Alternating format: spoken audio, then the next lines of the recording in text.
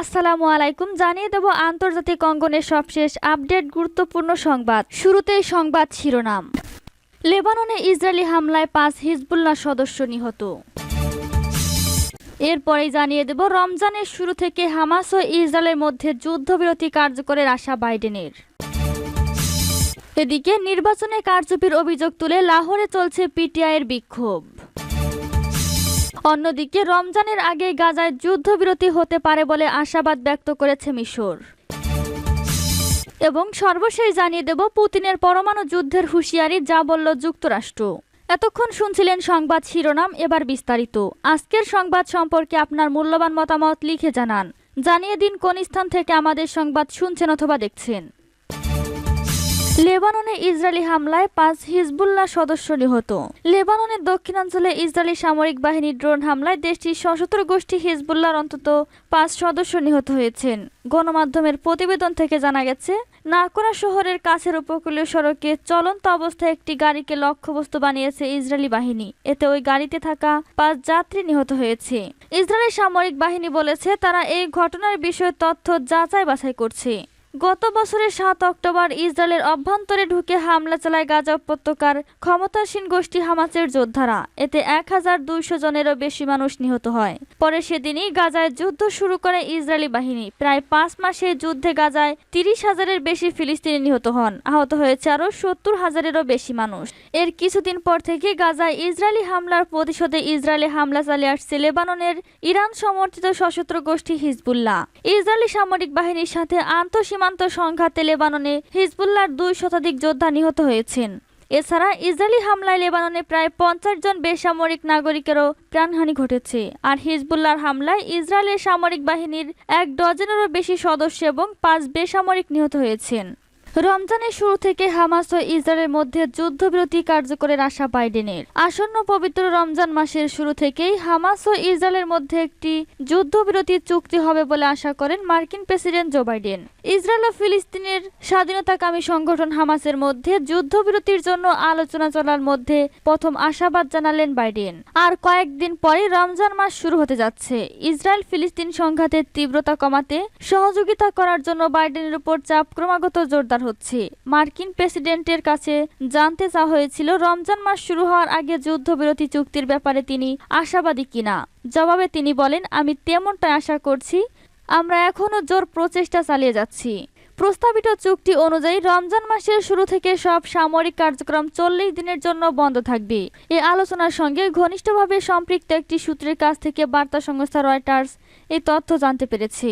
প্রস্তাবে প্রতি 10 জন ফিলিস্তিনি কারাবন্দীকে মুক্তির বিনিময়ে 1 জন করে ইসরায়েলি জিম্মিকে মুক্তি দেওয়া সংক্রান্ত চুক্তির কথা বলা হয়েছে। সম্প্রতি গাজায় ত্রাণ সংগ্রহের জন্য জড়ো হওয়া শতাধিক মানুষ নিহত হওয়ার পর সেখানকার মানবিক পরিস্থিতির উন্নয়নে দ্রুত পদক্ষেপ নেওয়ার দাবি জোরালো হয়ে উঠেছে। গাজা উপত্যকার শাসন ক্ষমতায় থাকা হামাস অভিযোগ করেছে ইসরায়েলি বাহিনী বেসামরিকদের উপর গুলি চালিয়েছে। তবে ইসরায়েল বলছে তাদের সেনারা সতর্কতামূলক গুলি ছোড়ার পর বেশিরভাগ মানুষই হুড়োহুড়ি করার সময় পদপিষ্ট হয়েছে। ওই ঘটনার পর গাজা উপত্যকায় উড়োজাহাজ থেকে ত্রাণ ফেলার ঘোষণা দিয়েছেন বাইডেন। তিনি বলেছেন নিরীহ মানুষেরা ভয়াবহ যুদ্ধের কবলে আছে। তারা তাদের পরিবারকে খাওয়াতে পারছে না। আর তারা যখন ত্রাণ পাওয়ার চেষ্টা করছে তখন কি পরিস্থিতি হচ্ছে তা আপনারা দেখেছেন। তবে আমাদের আরও বেশি কিছু করা উচিত। যুক্তরাষ্ট্র আরও বেশি পদক্ষেপ নেবে। জাতিসংঘের হিসাব অনুসারে গাজা উপত্যকার প্রায় 1/4 মানুষ বর্তমানে দুর্ভিক্ষের ঝুঁকিতে আছে। উড়োজাহাজ থেকে ত্রাণ ফেলার পরিকল্পনা নিয়ে সমালোচনা করেছে ত্রাণ সংস্থাগুলো। তারা বলছে এটি ব্যয়বহুল ও অপর্যাপ্ত পদক্ষেপ। নির্বাচনে কারচুপির অভিযোগ তুলে লাহোরে চলছে পিটিআইয়ের বিক্ষোভ। গত 8 ফেব্রুয়ারি কারচুপি ও জালিয়াতির নির্বাচনের বিরুদ্ধে লাহোরে বিক্ষোভ করেছে পাকিস্তান তেহরিক ইনসাফ পিটিআই। শনিবার পিটিআই সমর্থক আইনজীবী ফোরামের সদস্যরা লাহোর হাইকোর্টের বাইরে জড়ো হন। দলের অন্য কর্মীরা শহরের জিপিও চকে বিক্ষোভ করেন। সেখানেও তাদের সঙ্গে যোগ দিয়েছেন আইনজীবীরা। পিটিআইয়ের বিক্ষোভ উপলক্ষে জিপিও চকে জল কামান সহ ভারী অস্ত্রশস্ত্র নিয়ে পুলিশ মোতায়েন করা হয়েছে, খবর দিয়েছে ডন। এদিকে পিটিআই অভিযোগ করেছে যে লাহোরে তাদের শান্তিপূর্ণ বিক্ষোভকারীদের গ্রেপ্তার করেছে পাকিস্তান পুলিশ। সোশ্যাল মিডিয়া এক্সে করা একটি পোস্টে পিটিআই একটি ভিডিও শেয়ার করেছে যেখানে দেখা যাচ্ছে পুলিশ সদস্যরা একজন লোককে গাড়ি থেকে নামিয়ে তাকে আটক করে পুলিশ ভ্যানে ওঠাচ্ছে। রমজানের আগে যুদ্ধবিরতি হতে পারে গাজায়, আশাবাদ ব্যক্ত করেছে মিশর। আসন্ন রমজান মাস শুরু হওয়ার আগেই ফিলিস্তিনের গাজা উপত্যকায় যুদ্ধবিরতি হতে পারে। ইসরায়েল হামাস যুদ্ধের অন্যতম মধ্যস্থতাকারী দেশ মিশরের পররাষ্ট্রমন্ত্রী সামে শকরি শুক্রবার এই আশাবাদ জানিয়েছেন। আন্তর্জাতিক ছোট আন্তালিয়া ডিপ্লোমেসি ফোরামের সম্মেলনে যোগ দিতে বর্তমানে তুরস্কে রয়েছেন শকরি। সেখানে এক ভাষণে তিনি বলেন, আমি আপনাদের বলতে পারি যে এই যুদ্ধের সব পক্ষ অর্থাৎ আমরা সবাই ইতোমধ্যে সমঝোতার একটি পয়েন্টে পৌঁছাতে পেরেছি। আশা করছি রমজানের আগেই গাজায় যুদ্ধবিরতি এবং জিম্মি হস্তান্তর শুরু হবে। চলতি মার্চের 12 কিংবা 13 তারিখে শুরু হতে যাচ্ছে রমজান। শামী শকরি জানান, প্রস্তাবিত চুক্তি অনুযায়ী গাজায় যুদ্ধবিরতি শুরু হতে পারে আগামী 10 কিংবা 11 মার্চ।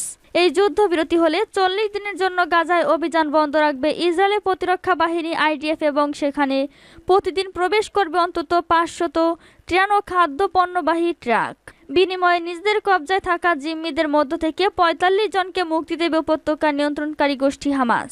যুদ্ধ বিধ্বস্ত গাজাবাসীর জন্য এখন বিপুল পরিমাণ খাদ্য, চিকিৎসা পণ্য ও অন্যান্য ত্রাণ প্রয়োজন। এ প্রসঙ্গে মিশরের পররাষ্ট্রমন্ত্রী বলেন, আমরা জাতিসংঘের সঙ্গে যোগাযোগ করে গাজায় ত্রাণ পণ্যের সরবরাহ বাড়ানোর অনুরোধ করেছিলাম। জাতিসংঘ তাতে রাজিও হয়েছে, কিন্তু বাস্তব সত্য হলো যতদিন গাজায় সংঘাত না থামছে ততদিন সেখানে ত্রাণ সরবরাহ বাড়ানো সম্ভব নয়।